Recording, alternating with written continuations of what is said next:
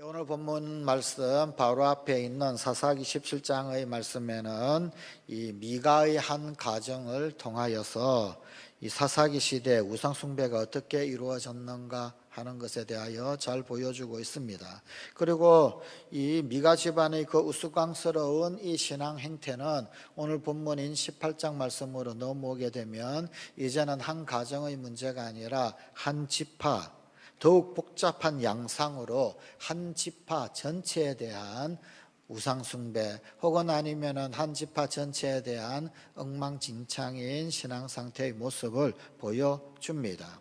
자, 이제는 한 집안이 아닙니다. 더 확대되어져서 어떻게 한 지파가 어떻게 타락하고 또 어떻게 하나님으로부터 멀어져 가고 있는가, 또 그러면서도 하나님의 이름, 여호와의 이름은 고스란히 들먹이는 그런 모습을 보여주고 있습니다. 자, 또한 17장에서는 떠돌이 레위인이 미가의 집을 찾아오더니 오늘 본문인 28장에서는 이제 단 지파 전체가 살 곳을 찾아서 이리저리 떠돌아다니는 그런 모습을 봅니다. 그리고는 그렇게 떠돌다가 미가의 집과 부딪히게 됩니다. 이 장면은 또한 떠돌이 제사장이 떠돌이 성도를 만나는 그런 장면이기도 합니다. 단 지파가 떠돌다가 미가의 집에 와보니까 레위 지파의 한 사람이 제사장이 되어 있었습니다. 야, 네가 어찌 이곳까지 오게 되었느냐? 어떻게 여기서 제사장이 되었느냐? 우리 단 지파가 살 곳 찾을 수 있겠느냐? 묻습니다. 이때 이 레위인은 점쟁이와도 같은 그런 축복을 합니다. 본문 6절입니다. 평안히 가라. 너희가 가는 길은 여호와 앞에 있느니라. 단 지파는 이 엉터리 제사장의 말을 믿고 라이스라고 하는 곳에 갑니다. 그리고 그 속에서 그들이 찾던 안성 맞춤의 도시를 발견을 합니다. 땅은 비옥하고 풍요로웠습니다. 백성들은 온순하기만 했습니다. 무기 하나 없이 지내는 그런 사람들이었습니다. 그런 터라 이 단 지파가 뺏어먹기 딱 아주 적당했습니다. 자, 이것이 바로 오늘 우리에게 주신 하나님의 말씀의 내용입니다. 하나님께서는 도대체 이 말씀 가운데서 우리에게 무엇을 알려주고 깨닫게 하시고자 하시는 것일까요? 자, 본문 1절은 이렇게 시작하고 있습니다. 그때 이스라엘에 왕이 없었고 사사시대 왕이 없었다라고 하는 것 당연한 일입니다. 그런데 왜 이렇게도 사사기의 말씀은 이 말씀을 반복적으로 자꾸만 강조하고 있을까요? 하나님이 왕이 되셔서 우리를 다스리지 않으시면 절대가치, 절대 기준 그런 것이 없어지더라는 겁니다. 그래서 자기가 옳고 자기가 옳다고 느끼는 그대로 행동하고 사는데, 그런데 그것이 하나님 보시기에 좋지 않다, 그것이 하나님 보시기에는 엉터리다라고 하는 것입니다. 바로 그것을 말하려는 것입니다. 그리고 계속되는 1절의 말씀입니다. 단 지파는 그때 거주할 기업의 땅을 구하는 중이었으니 이는 그들이 이스라엘 지파 중에서 그때까지 기업을 분배받지 못하였음이라. 기업을 분배받지 못하였다라고 기록하고 있는데, 사실은 여호수아서 말미에서 단 지파는 이미 기업을 분배를 받았습니다. 여호수아 19장 40절부터 46절의 말씀입니다. 일곱째로 단 자손의 지파를 위하여 그들의 가족대로 제비를 뽑았으니 그들의 기업의 지역은 소라와 에스다올과 이르세메스와 살랍빈과 아얄론과 이들라와 엘론과 딥나와 에고론과 엘드게와 기쁘돈과 바알락과 여훗과 버네브락과 가돌림몬과 메얄곤과 락곤과 욥바 맞은편 경계까지라. 이 단지파가 여호수아 시대 때 분배받은 바로 이곳은 유다 지파 그리고 에브라임 지파 사이에 있는 땅, 그 땅 가운데서도 서쪽 부분입니다. 지중해 연안 부분, 남왕국 유다의 중심이 되는 유다 지파, 나중에 왕국 시대가 될 때 북이스라엘의 중심이 되는 에브라임 지파, 이 두 지파는 사실은 붙어 있습니다. 그리고 그 왼쪽 편, 서쪽 편, 그리고 지중해 연안 쪽 그쪽 땅을 사실은 단 지파가 여호수아 시대 때 분배를 받았던 그런 땅이었습니다. 자, 그런데 이 땅은 힘센 아모리 족속이 버티고 있었습니다. 그래서 단 지파가 포기해 버렸습니다. 사사기 1장 34절의 말씀입니다. 아모리 족속이 단 자손을 산지로 몰아넣고 골짜기에 내려오기를 용납하지 아니하였으며, 이 단 지파는 아모리 사람들 때문에 결국은 이 산지로 내쫓김을 당했습니다.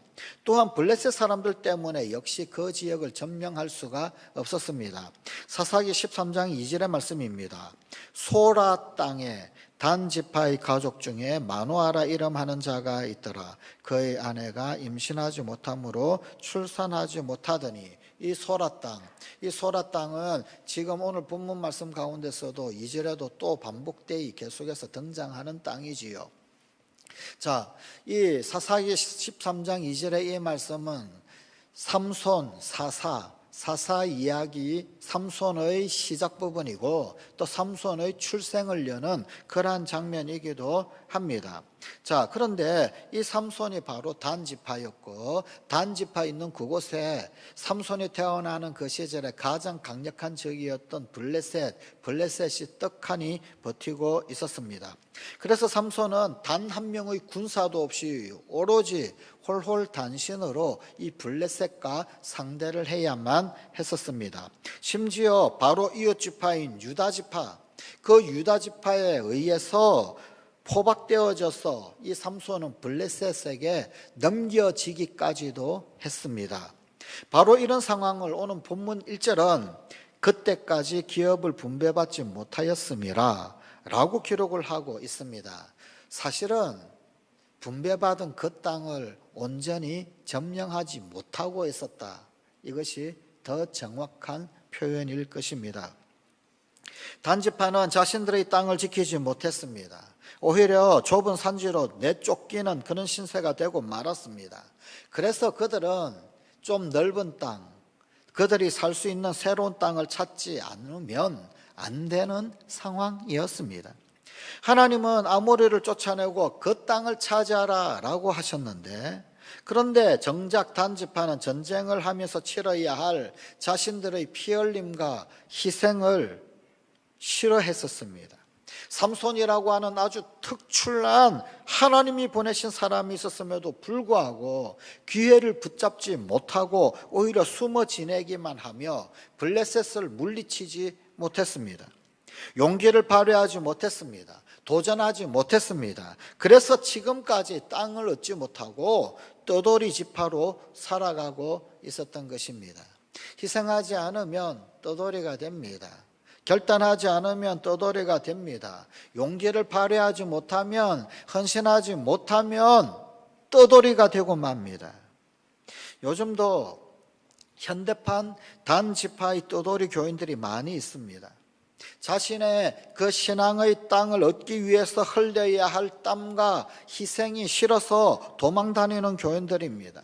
마땅히 지불해야 할 대가인 수고와 고난을 피해서 그저 도망만 다니다가 뿌리를 내리지 못하는 사람들입니다. 조그마한 갈등이 생겨도 도망가고 작은 헌신과 희생이 필요한 자리에는 아예 가려고 하지 않는 사람들입니다. 뿌리 내리지 못하는 떠돌이 교인이 많은 시대, 바로 그때가 사사시대요. 또한 이런 신앙의 형태가 내 안에 혹은 우리 안에 있다라고 한다면 우리가 바로 사사시대의 교인이고 자기 소견에 옳은 대로 사는 사람입니다. 바르게 사는 멋을 모르는 교인, 섬김과 봉사의 재미를 잃어버린 교인, 헌신을 모르는 교인, 그저 태평 안일주의에 빠져 사는 교인, 그들이 바로 단지파 사람들입니다. 이러한 상황 속에서 단지파는 자신들의 정착지를 위해서 정탐꾼을 보내게 됩니다. 오늘 본문 2절입니다.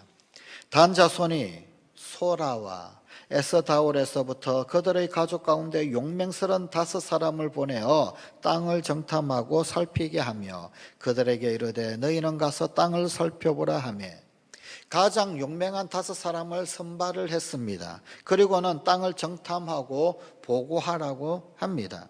사실 이 단 지파는 유다 지파 다음으로 이 군사의 숫자가 많은 지파입니다. 그렇기 때문에 그 중에 선발된 5명이다 라고 한다면 정말 훈련되고 정말 용맹한 그런 사람들이었을 것입니다. 많은 군사들 가운데서 가장 특출나게 뛰어난 5명, 그 사람들이 선발되었을 것입니다. 그렇게 선발된 그 5명의 정탐꾼들은 그 땅을 찾아 나섰습니다. 그런데 그들은 왜 아모리와 블레셋 사람들을 향하여서는 그런 용맹을 발휘하지 못하였을까요? 지금 용맹스러운 5사람을 선발을 했는데 왜 아모리 사람들을 향하여서 블레셋 사람들을 향하여서는 그런 용맹한 사람들을 선발하지 못했을까요? 정작 용맹을 발휘해야 할 곳에는 용맹하지 못한 채 그야말로 엉뚱한 곳에 용맹한 사람들이 있습니다.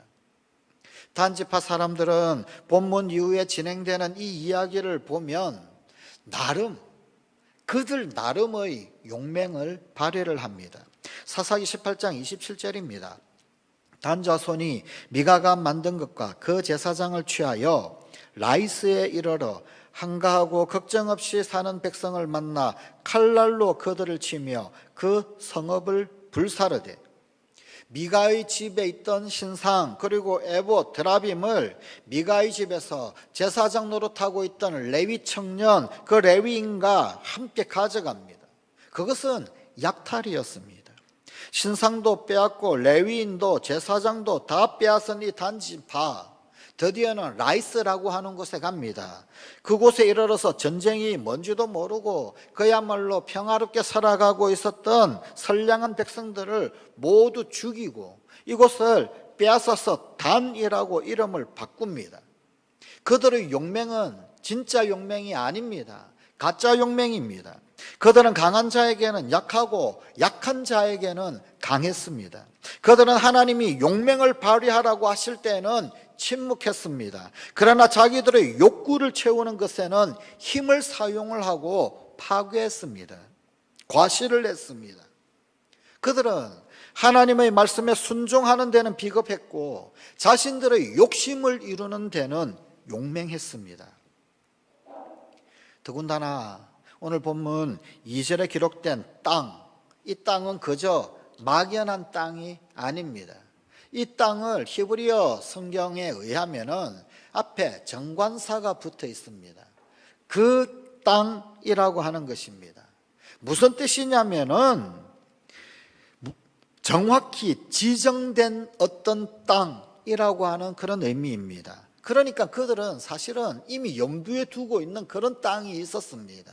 자신들이 계산하고 자신들이 계획했던 그런 땅이 있었습니다. 정탐꾼들은 에브라임 산지를 거쳐서 그 땅으로 나아갔습니다.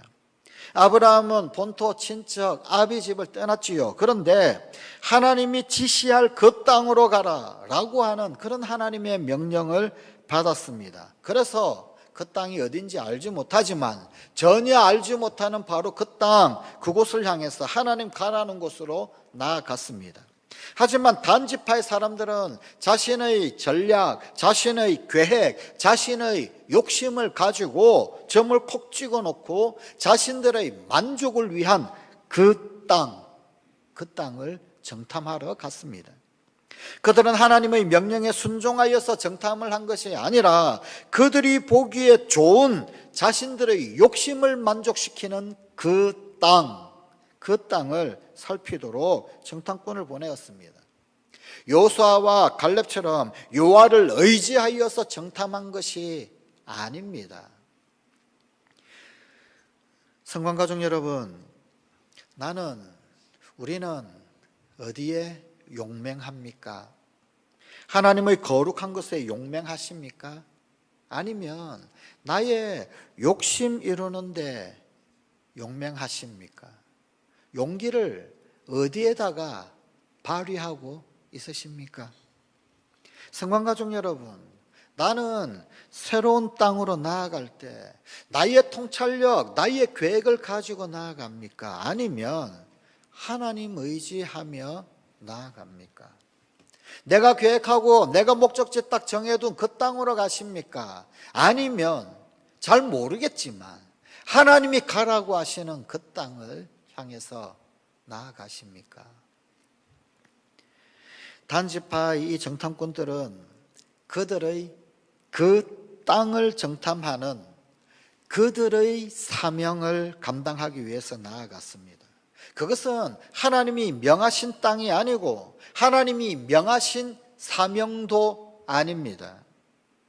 그곳을 향해 가다가 정탐꾼들은 에브라임 산지 미가의 집에 이르게 됩니다. 그곳에서 미가가 고용한 레위인 만나게 됩니다. 자, 제사장 같지 않은 제사장과 사명 같지 않은 사명을 가진 자들의 만남입니다. 본문 3절입니다. 그들이 미가의 집에 있을 때 그 레위 청년의 음성을 알아듣고, 음성을 알아들었다. 이 레위 청년은 사사기 17장 7절의 말씀에 의하면 유다 땅 베들레헴 출신입니다. 아마도 유다 사투리를 썼을 것입니다. 베들레헴 방언을 썼을 것입니다. 음성을 알아들었다, 그런 뜻입니다. 에브라임 산지에 사는데 유다 땅 베들레헴 말을 사용하고 있네, 이런 것입니다. 결국 그 역시 여기 에브라임 산지 사람이 아니라 유다 땅 베들레헴에서 떠돌다가 여기에 들어왔다라고 하는 사실을 이 정탐꾼들이 알게 되었습니다. 그리고는 서로 안면을 트는 말 요청을 합니다. 이 이야기, 저 이야기 하다가 이상한 요청을 합니다. 오늘 본문 5절입니다. 우리를 위하여 하나님께 물어보아서 우리가 가는 길이 형통할는지 우리에게 알게 하라. 레위 청년은 그들이 아주 듣기 좋은 말을 합니다. 평안히 가라. 너희가 가는 길에 여호와 앞에 있느니라. 너희가 가는 길은 여호와 앞에 있느니라. 자, 그런데 조금 성경은 아주 의도적으로 다른 표현을 쓰고 있습니다. 우리를 위하여 하나님께 물어보아서, 하나님께 물어보라.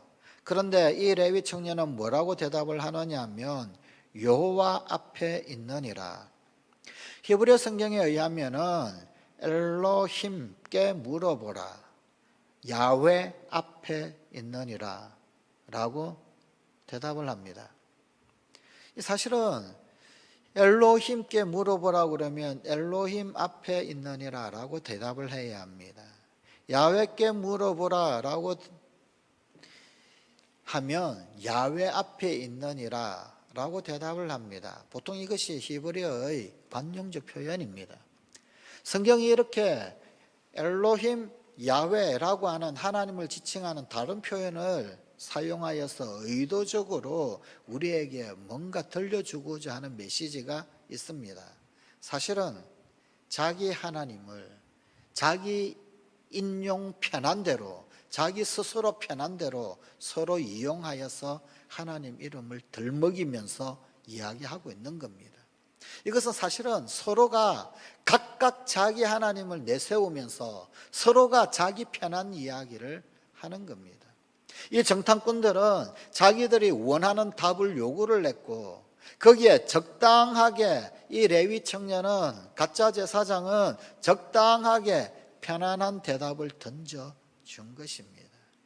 일부러, 성경은 그래서 아주 일부러 엘로힘, 야훼 각각 다른 하나님의 이름을 기록을 하면서 넌저시 알려주고 있습니다. 성관가족 여러분, 우리 각자가 믿고 있는 그 하나님이 도대체 어떤 하나님일까요? 내가 필요한 그런 하나님을 믿고 있는 것은 아닐까요? 하나님은 나에게 이렇게 해주셔야 합니다. 나에게 필요한 이런 어떤 대답을 요구를 하면서 그런 하나님을 끼워 맞추고 있지는 않을까요? 또 적당하게 그런 하나님의 응답을 기대하면서 우리가 살아가고 있는 것은 혹 아닌지요?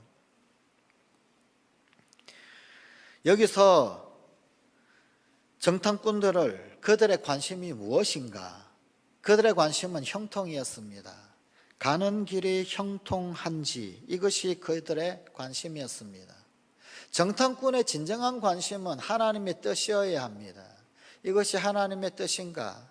하나님의 뜻은 어디로 가는 곳인가? 어디로 가야 하는 것인가? 하나님이 기뻐하시는 것, 그것이 어딘가? 이것이 그들의 관심이었어야 했습니다. 그러나 그들은 하나님의 뜻에 대해 관심이 없습니다. 하나님의 기뻐하시는 곳이 어딘지 거기에 관심이 없었습니다. 그들의 관심은 형통한가? 편안한가? 거기에 관심이 있었습니다. 이들은 무당을 찾아가는 자와 같습니다. 사명 같지 않은 사명을 부여받으면 하나님이 기뻐하시는가? 하나님의 뜻인가? 거기에 보다 형통한가? 거기에 관심을 가집니다. 바른 사명자는 형통을 묻기 전에 하나님이 기뻐하시는가? 하나님의 뜻이 무엇인가? 그것을 묻습니다. 그것이 하나님의 뜻이라면 혹 편안하다 할지라도, 아니 고난이 있고 고충이 있다 할지라도 상관하지 아니하고 거기를 갑니다. 그게 사명자지요. 그게 제대로 사명을 부여받은 자지요. 형통하면 가고 형통하지 못하면 안 가는 것, 그게 사명 같지 않은 사명을 부여받은 사람들이 관심 가지고 묻는 항목입니다. 우리는 어떠할까요? 이들은 무당 찾아가는 자와 같았습니다. 바른 사명자는 형통을 묻지 않습니다. 하나님 선한 뜻이 무엇인지 그것을 묻습니다. 또한 제사장 같이 않은 제사장은 정탐꾼들에게 형통하니 평안히 가라 그렇게 대답을 합니다. 그런데 이 대답 적당한 대답입니다. 너희 길이 여호와 앞에 있다. 그가 진실된 제사장이다 라고 한다면 이 단지파 사람들이 하나님이 명하신 약속의 땅, 그 땅을 지키라고 말해야 합니다. 하나님이 이미 분배해 주신 땅이 있지 않느냐? 하나님께서 약속하신 그 땅이 있지 않느냐? 그 약속의 땅을 떠난 것을 책망하고 약속의 땅으로 돌아가라고 해야 했습니다. 제사장은 점쟁이와 같이 그저 평안함을 예언합니다. 많은 점쟁이들이 형통을 예언합니다. 그러나 그 점쟁이들이 예언하는 형통은 사실은 굉장히 애매한 겁니다. 사실은 굉장히 모호한 그런 것입니다.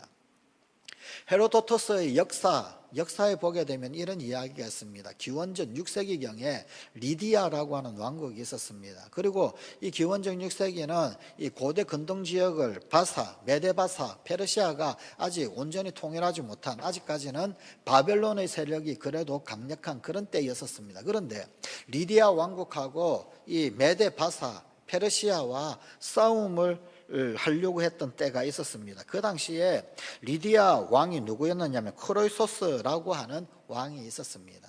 페르시아와 전쟁을 치르기 전에 신탁을 물으러 갔습니다. 그 유명한 델포이 신전. 그 델포이 신전에 가서 여사제, 사실은 무당이지요, 에게 묻습니다.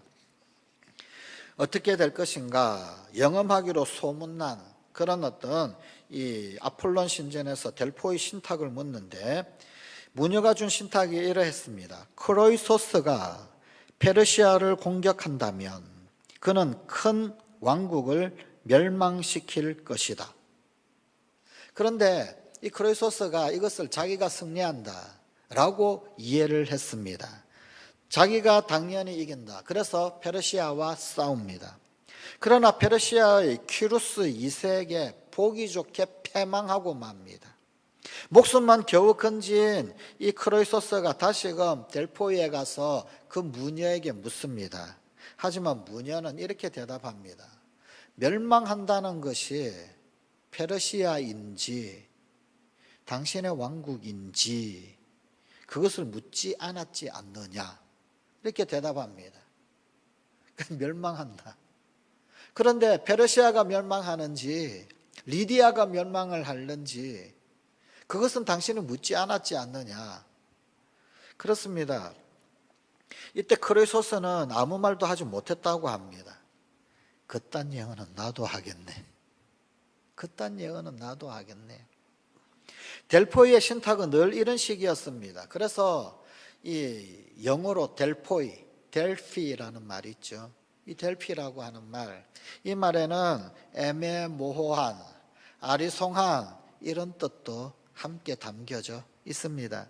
성관가족 여러분, 제사장 같지 않은 제사장이 사명 같지 않은 사명을 가진 자를 만나면 적당하고 애매한 형통만 남게 됩니다. 그리고 그 속에 하나님은 없습니다.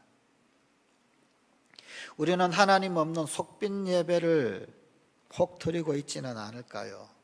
그저 적당한 애매모호한 그런 신탁 받는 것과 같은, 혹 그런 적당히 애매한 그런 자리에 예배랍시고 드리고 있지는 혹 않을까요? 그리고 그것으로 족하고 그것으로 만족하고 있지는 않을까요? 하나님의 뜻을 받는 것, 그것을 적당히 애매모호하게 그렇게 스스로 위안을 삼으며 형통으로 인식을 하고 그렇게 착각하며 살아가고 있지는 않습니까? 제사장 같은 제사장이 되어야 합니다. 사명 받은 자 같은, 진짜 사명 받은 자 같은 그런 사명을 부여받고 사명자가 되어야 합니다.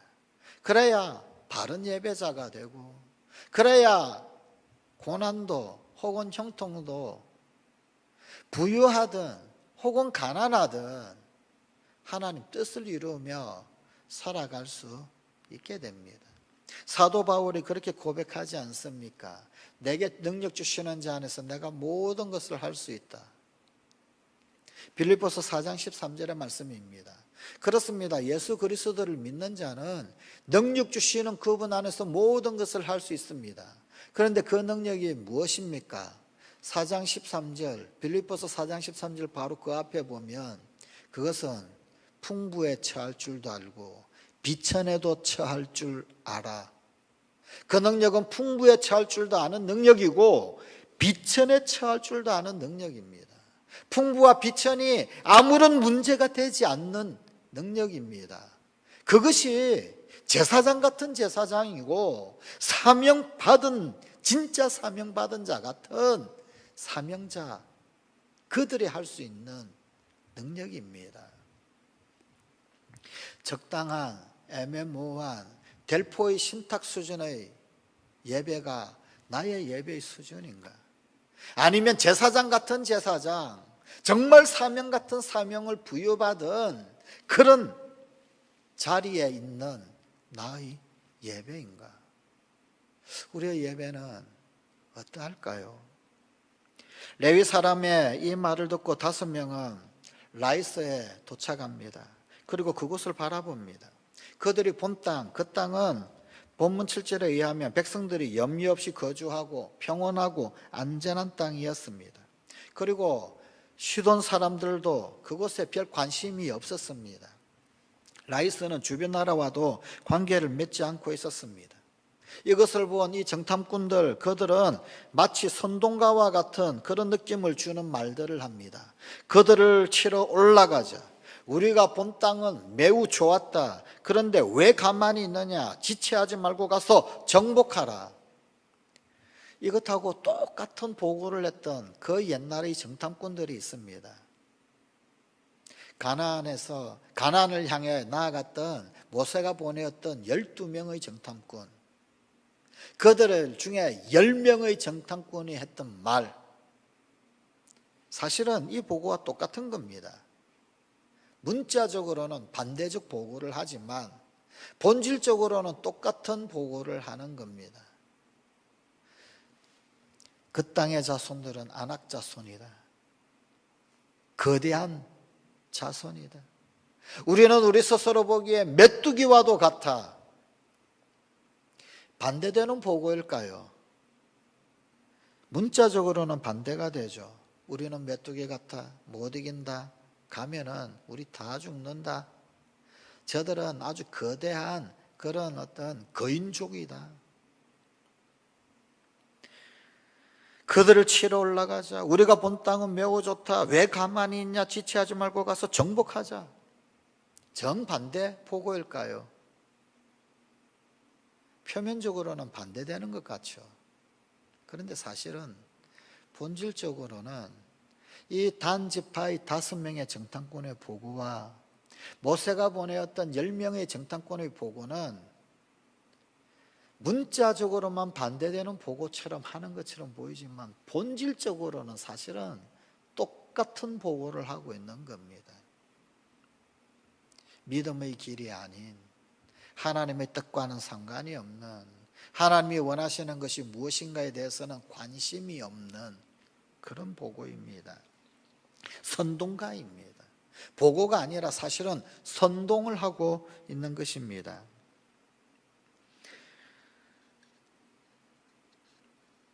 이러한 일련의 과정 속에서 정탐꾼들이 범한 오류는 자신들의 입맛대로 계획을 세우고 그 전략을 이룰 공식을 만들어 놓고 마지막으로 자신들의 승리를 하나님께서 보장해 주실 것이다 라고 그렇게 장담한 일입니다.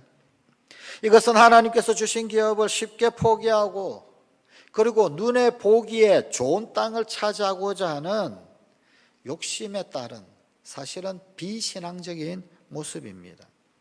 오직 현세적 복을 받기 위해서 종교를 이용하던 시대, 그 시대가 바로 이 사사시대였습니다.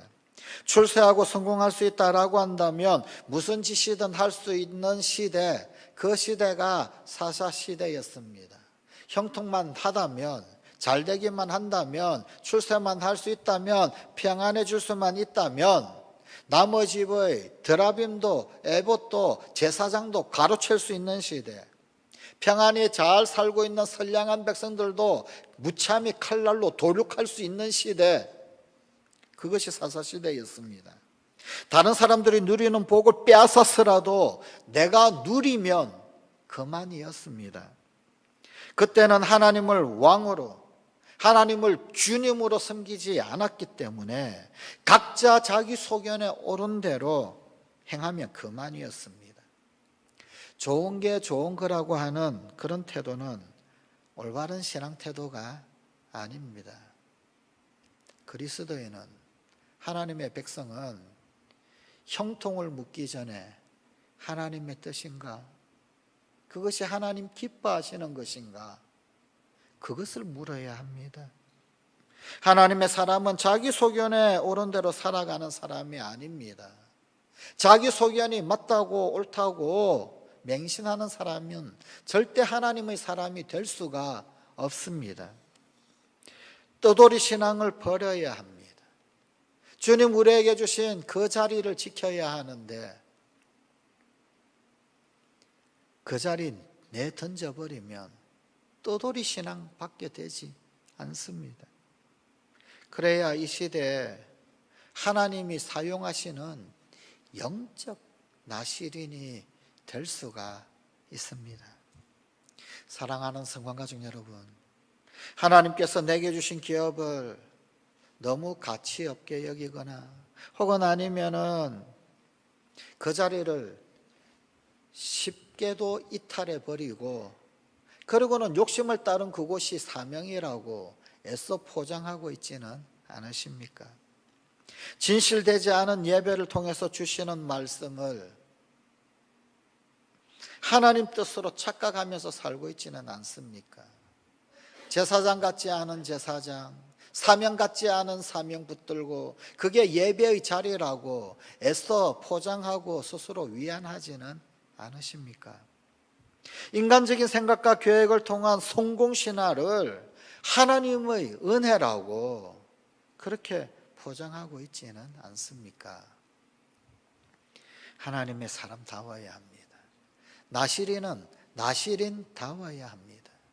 우리는 풍부에만 처할 줄 아는 속 좁은 능력자가 아닙니다. 비천도 충분히 극복하고 이기고도 남는 그런 능력자들입니다. 그게 하나님의 사람들이고 나시린이고 사명자들입니다. 제사장다운 제사장입니다.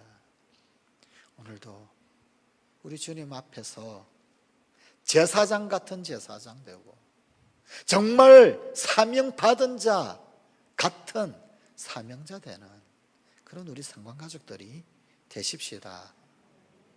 기도하시겠습니다. 하나님,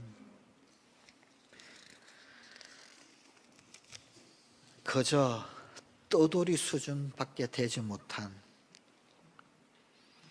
레위 청년, 그저 떠돌이 수준의 신앙을 가진 단지파 사람들,